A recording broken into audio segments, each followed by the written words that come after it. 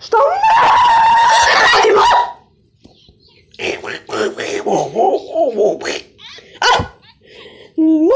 Mokey, mi radimo matematiku, bravo je! Matematika! Ali matematika je jako loša! Jako loša! Mokey, matematika nije loša, matematika stvara za pametne ljudi da rešavaju pametne probleme. Na primjer, depresija. Ma ja sam pametan! Ne, ti nisi pametan! Ti si idiot! Ti si glup kao sve, Mokey! Hoću da postaneš najpametniji, Mokey!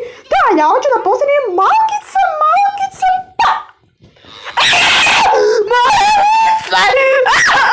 Šta se radi? Šta su vristi?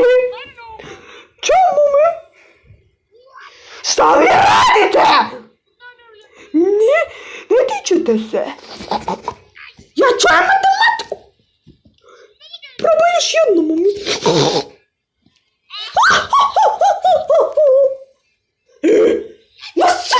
Ja sam palicaju. Isključili me telefon. Mislite da mi treba neki telefon? Ne treba! Policija! Ma ne vrišti, ma nemojte da vrištite lutakinjo. Moji radi matematiku! Dobila sam informaciju da radite matematiku.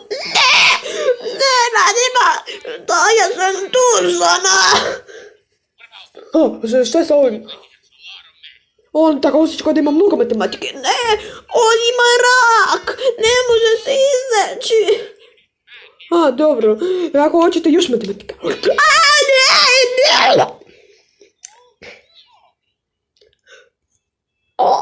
Ako vam bude trebalo matematika, uzmite kod ovog. On ima mnogo gluposti. Hvala vam, gospodine. Nema problem. Ako ovo se će ubiti, ja ću! Radiš jako veliku grešku, mami. Moj mozak! Mozak je mi smijezak! Ja imam baško! Šta je za tebe, Rubi? Ti imaš matematiku? Ne, ja sam idiot!